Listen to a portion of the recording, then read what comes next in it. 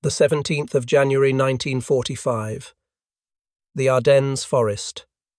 Belgium. The snow fell in silence, thick and unblemished, covering the frozen corpses and shattered steel alike. In a farmhouse cellar 3 kilometers west of Street, With, Obergefreiter Klaus Hartmann pressed his frost-blackened fingers against the stone wall and listened to the distant rumble. Thunder, in winter. Impossible thunder. The sound came not from the sky, but from the earth itself, a mechanical growl that seemed to multiply with each passing hour. His commander, Hauptmann Vogel, sat at a makeshift table studying a map by candlelight, his face drawn and grey. On the table beside the map lay a stack of intelligence reports, their pages curling in the damp cold. One report, dated 3 days earlier, estimated American tank losses in the Bulge offensive at over 200 vehicles. Vogel had circled that number in red pencil. Beneath it, in his own cramped handwriting, he had written a single word: unmöglich, impossible. Because for every Sherman they destroyed, 5 more appeared. For every column they ambushed, 2 more rolled past their flanks.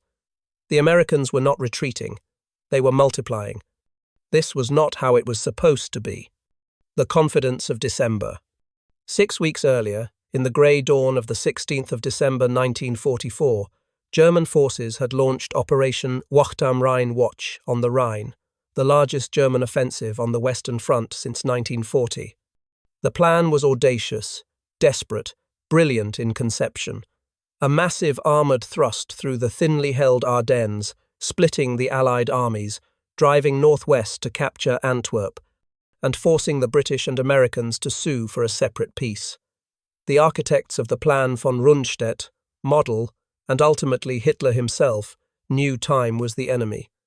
Soviet forces were massing in the east. American factories were producing war material at incomprehensible rates.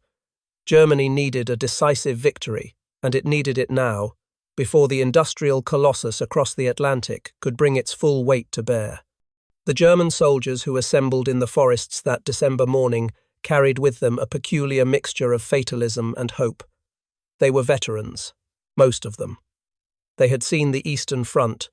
They had witnessed the collapse of Army Group Center in the summer of 1944, had retreated across Poland and France, had watched the Third Reich's boundaries contract like a dying lung.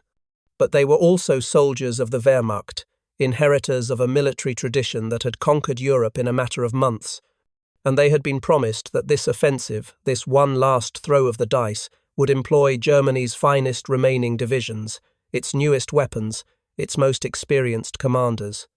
And they had been told, repeatedly, that the American army was a force of limited quality, wealthy but soft, mechanized but inexperienced, reliant on machines because its men lacked the iron will of German soldiers. The American tank, in particular, had become an object of sardonic humor in the Wehrmacht. The M4 Sherman, named after the American Civil War general, was a medium tank weighing 33 tons, armed with a 75mm gun, crewed by 5 men, and produced in quantities that staggered the imagination. It was also, by late 1944, thoroughly outclassed by German armour. The Panther tank, Germany's standard medium tank, mounted a long-barreled 75mm gun that could penetrate a Sherman's frontal armour at ranges exceeding a mile. The Tiger I, with its 88mm gun and thick frontal plating, was nearly invulnerable to the Sherman's main armament at combat distances. German tankers had coined a bitter joke. It took 5 Shermans to destroy 1 Panther, 1 to die, drawing the Panther's attention, 3 more to die, manoeuvring into position, and a 5th to land a shot on the Panther's thinner side or rear armour. The mathematics of individual combat seemed to favour Germany. What the German High Command failed to fully comprehend what their intelligence officers recorded, but their generals could not quite believe, was that the Americans could afford to trade 5 Shermans for 1 Panther. Because for every Panther that rolled off the production lines at MAN and Daimler-Benz, American factories produced more than 20 Shermans. In 1944 alone, the United States manufactured 17,000, 565 Sherman tanks. Germany, by comparison, produced 3,740 Panthers and 623 Tigers in the same period. The Sherman was not designed to fight German tanks on equal terms. It was designed to be mass-produced, easily repaired, mechanically reliable, and deployed in overwhelming numbers. It was a weapon system optimized not for individual duels, but for industrial attrition. It was, in short, the tank equivalent of American strategic thinking, victory through abundance. But abundance, the Germans told themselves in December 1944, could not substitute for will. Numbers could not replace the fighting spirit that had carried the Wehrmacht from Warsaw to the gates of Moscow. The Americans might have more tanks, but each destroyed Sherman represented a crew killed or traumatized, a loss that would weaken morale, that would make the next crew hesitate. Attritional warfare, the Germans believed, favored the side that could endure suffering, and had the German people not endured 5 years of total war, had they not survived the firebombing of Hamburg and the crushing defeats in Russia, surely the Americans, comfortable and distant from the true horrors of this war, would break first. This was the confidence with which the German offensive began. This was the laughter with which they met the first burning Shermans on the roads to Bastogne. The mathematics of replacement. Obergefreiter Klaus Hartmann's first encounter with American abundance came on December 19, 3 days into the offensive. His unit, a battle group composed of infantry and attached armor, had pushed 12 kilometers into American lines, overrunning a supply depot and a field hospital. The speed of the advance had been intoxicating. For the first time in months, they were moving forward, not backward. The roads were clogged with American vehicles abandoned in the retreat. Hartmann's company commander ordered the men to search the depot for useful supplies before demolition teams destroyed what couldn't be carried. What Hartmann found in that depot would stay with him for the rest of his life, which would not be long. He found mountains of food, crates of canned meat, powdered eggs, chocolate bars, coffee, cigarettes. He found medical supplies in quantities that would have supplied a German field hospital for half a year. He found jerry cans of gasoline stacked in rows that seemed to stretch to the horizon. And in a motor pool, covered with tarps, he found 6 brand-new Sherman tanks, freshly painted, still smelling of grease and oil, their engines not yet run. These were not battle-worn vehicles pulled from the line for repairs. These were reserve tanks, extras, redundancies built into the American supply system at a level the Germans could scarcely comprehend. Hartmann's squad leader, a veteran of North Africa named Feldwebel Richter, stood beside one of the Shermans and laughed a sharp, bitter sound. "They abandon brand-new tanks," he said. "They run away so fast they leave new tanks behind." He slapped the Sherman's sloped frontal armor. "This is what we're fighting, an enemy so rich they don't even care about waste." But there was something else in Richter's voice, something beneath the mockery. Unease. Because if the Americans could abandon new tanks without a second thought, how many more tanks did they have? How many more tanks could they afford to lose? The German offensive ground forward for another week, achieving tactical surprises, encircling the Americans at Bastogne, creating a bulge in the Allied lines that gave the battle its name. But the weather cleared on December 23, and Allied aircraft filled the skies. The Americans rushed reinforcements to the front, entire divisions moved by truck in a matter of days, a logistical feat that German staff officers recognized as impossible by their own army's standards, and yet observed happening before their eyes. And the Shermans kept coming. Hauptmann Vogel's battalion destroyed 11 Shermans on December 22 inches, an engagement near Mannheim. They used terrain, ambush tactics, and the superior gunnery of their remaining Panther tanks. 3 of the Shermans burned with their crews still inside. The rest withdrew in good order. The Germans celebrated, conserved their limited ammunition, and prepared for the Americans to regroup over the next several days. The Americans attacked again the next morning, this time with 18 Shermans. Vogel destroyed 6 more on December 24. His own losses were mounting, 2 Panthers immobilized by mechanical failure, 1 knocked out by American tank destroyers, Ammunition was running dangerously low. Fuel was worse. The offensive's entire plan had depended on capturing American fuel depots to keep the panzers moving, but the Americans had evacuated or destroyed their stockpiles faster than anticipated. German tanks were beginning to run dry. On Christmas Day, 1945, the Americans came again, 23 Shermans this time, supported by infantry and artillery. Vogel's battalion was down to 3 operational Panthers and a handful of towed anti-tank guns. They fought from prepared positions, knocked out 9 Shermans, and were forced to retreat when American infantry began to flank their positions. This was when Klaus Hartmann began to understand. This was when the laughter died in the throats of German soldiers who had mocked the Shermans' weaknesses. Because the Americans were not trying to match German tanks in one-on-one combat, they were simply drowning the Germans in steel. For every Panther that survived an engagement, its crew exhausted, its ammunition depleted, its engine overheating from constant use, there were more Shermans over the next ridge, fresh crews, full ammunition racks, fuel tanks topped off. The Americans could afford to learn through trial and error. They could afford to lose. The mathematics were brutal and simple.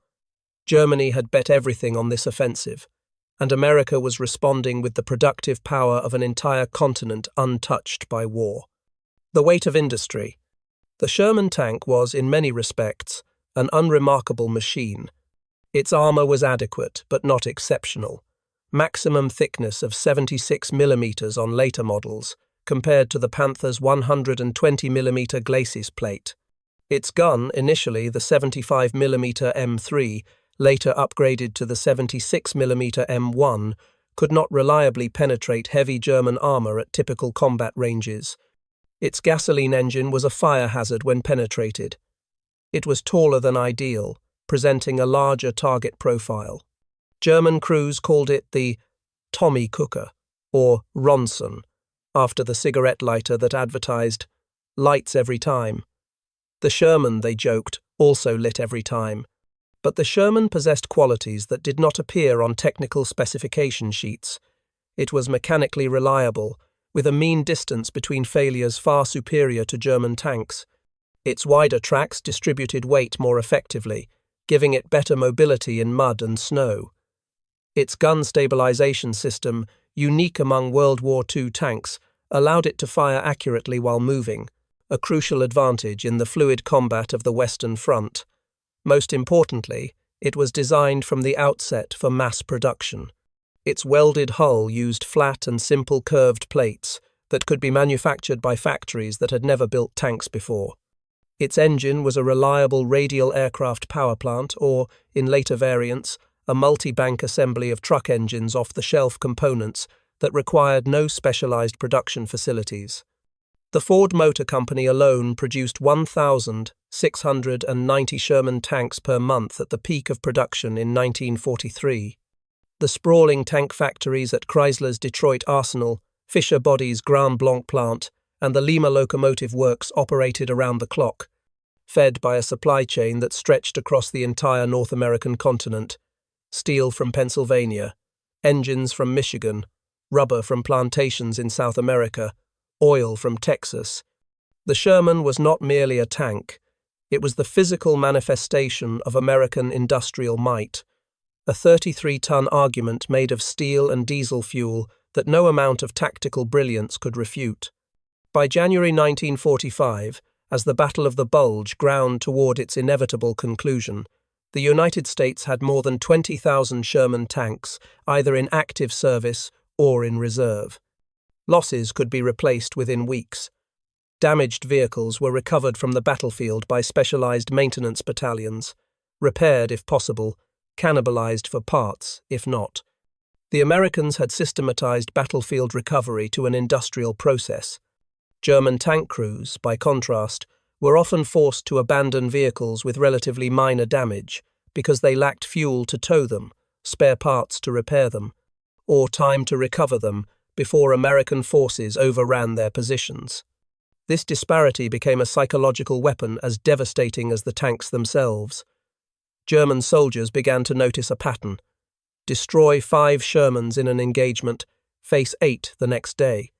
Knock out 10, face 15 tomorrow. The Americans did not seem to care about losses in the way German commanders did. They absorbed casualties that would have shattered a Wehrmacht division and returned to the attack with undiminished strength. It violated the fundamental assumptions of German military doctrine, which emphasized the preservation of veteran units, the careful husbanding of irreplaceable equipment, the moral superiority of the soldier who had endured hardship. The Americans, the Germans realized too late, were fighting a different kind of war. They were not trying to win through superior training or tactical brilliance or ideological fervor. They were winning through logistics, through the unglamorous work of supply clerks and factory workers and merchant marine sailors. For every Panther crew that spent 5 minutes in combat destroying a Sherman, there were 100 American workers who had spent 100 hours building that Sherman, and they had already built its replacement before the first one burned. The breaking point. By the 3rd week of January 1945, Klaus Hartmann's unit had been reduced to a combat strength of less than 40 men. They had started the offensive with 120. The rest were dead, wounded, missing, or simply gone vanished into the snow and chaos of a collapsing attack. There was no more talk of reaching Antwerp. There was barely any talk at all. The men moved like automatons, following orders because orders were all that remained, the last thread of structure in a world that had ceased to make sense. They had destroyed, by Hartmann's rough count, more than 30 American tanks. Perhaps more. It was difficult to keep track when battles blurred together, when exhaustion made memory unreliable. But the Americans kept coming. Shermans in groups of 5, 10, 15, supported now by the new M26 Pershing tanks, with their 90mm guns that could finally match German armor. Supported by endless artillery, by fighter bombers that roamed the skies unopposed, by infantry equipped with bazookas and rifle grenades, and a casual confidence that came from knowing that if they failed today, there would be reinforcements tomorrow. On January 22, Hauptmann Vogel received orders to withdraw. The offensive was over. Army Group B was falling back to defensive positions along the Siegfried Line. Hartmann's unit was to conduct a fighting retreat, delaying American advances, buying time for other units to disengage. It was a death sentence phrased in military terminology, and everyone knew it. They moved at night, when Allied air superiority meant less. During the day they hid in forests, in villages, in the ruins of farmhouses. They scavenged fuel from abandoned vehicles, ammunition from the dead. Hartmann watched men he had served with for 2 years, reduced to scavengers and ghosts. Feldwebel Richter, who had laughed at the abandoned Shermans in December, was killed by an American artillery barrage on January 24. He died without a sound, erased by high explosives, his body never found. On January 28, in a forest 3 kilometers from the German border, Hartmann's group encountered an American column. 4 Shermans, a dozen half-tracks, more infantry than they could count. Hauptmann Vogel had 1 operational anti-tank gun left, a 75mm piece served by a crew of teenage conscripts who had never fired at a living target. He positioned it at the forest's edge, camouflaged with pine branches, and waited. The first Sherman died as it rounded the bend, struck in the side by a shell that penetrated the engine compartment and set the tank ablaze. The crew evacuated, 3 men stumbling from the hatches, one of them on fire. German machine guns cut them down. The American column halted, deployed infantry, called in artillery. Vogel ordered a withdrawal before the shells arrived. Hartmann was the last man to leave the gun position. As he ran, he looked back and saw the American column regrouping. Already, another Sherman was moving forward to push the burning hulk off the road. Already, the Americans were continuing their advance, barely delayed.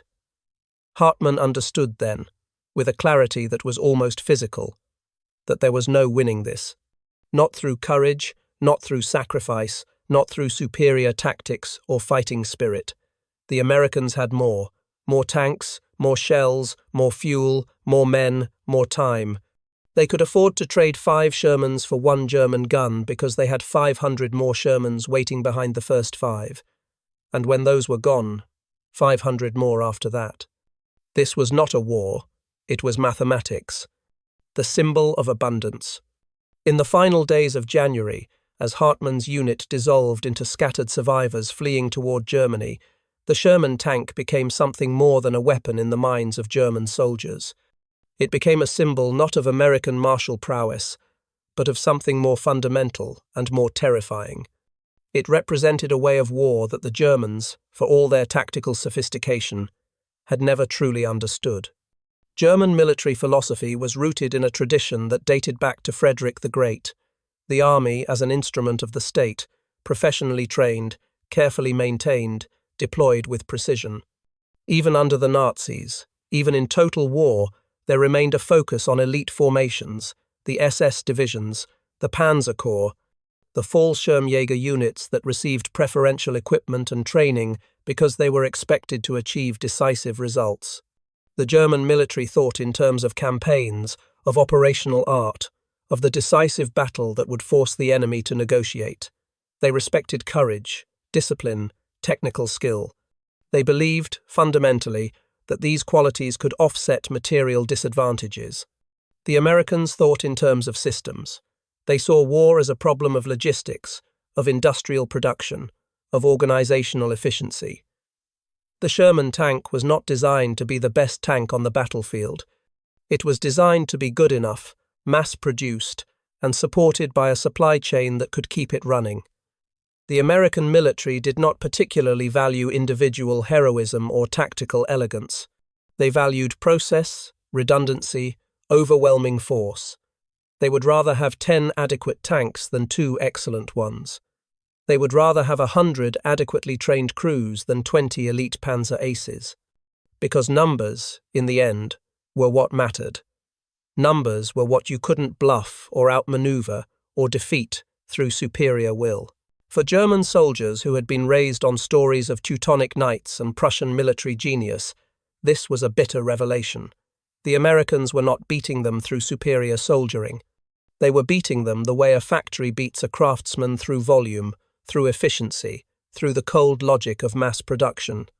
Every Sherman that rolled off the assembly line in Detroit was a rebuke to the idea that quality could triumph over quantity. Every replacement tank that arrived at the front was proof that the outcome of this war had been determined not on the battlefield but in the foundries of Pennsylvania and the oil fields of Texas.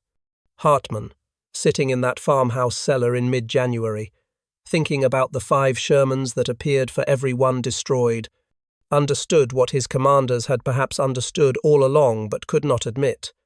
Germany had lost this war in 1941, when it failed to defeat the Soviet Union before American industry could fully mobilize. Everything since then had been a slow-motion collapse, a futile attempt to hold back an avalanche with bare hands. The Sherman tank, unremarkable in design, mediocre in performance, derided by German tankers, was the weapon that made that truth impossible to ignore. Because for every Sherman they killed, 5 more came, and 5 more after that, and 5 more after that, forever, until Germany had nothing left to fight with and nowhere left to retreat to. The human cost. Statistics, in their cold precision, tell part of the story. Between the 16th of December 1944 and the 28th of January 1945, the Wehrmacht committed approximately 410,000 men to the Ardennes offensive. Of these, roughly 100,000 became casualties, killed, wounded, captured, or missing. The Americans suffered similar losses in raw numbers, but replaced them within weeks, drawing on a manpower pool that seemed bottomless. German losses were irreplaceable. The men who died in the Ardennes were veterans, the last remnants of units that had fought since 1939, bearers of institutional knowledge and combat experience that could not be recreated. But numbers do not capture the psychological dimension of attrition. They do not convey what it meant for a German soldier to watch the same American tank battalion he had mauled 3 days earlier return to full strength, its destroyed vehicles replaced, its wounded crews substituted with fresh men. They do not describe the slow erosion of belief that occurred when soldiers who had been promised victory found themselves retreating across ground they had captured at great cost, pursued by an enemy who seemed to care nothing for losses. Hartmann's diary, recovered after the war from his body, found in a ditch near Prüm on the 3rd of February 1945, contains an entry from January 20,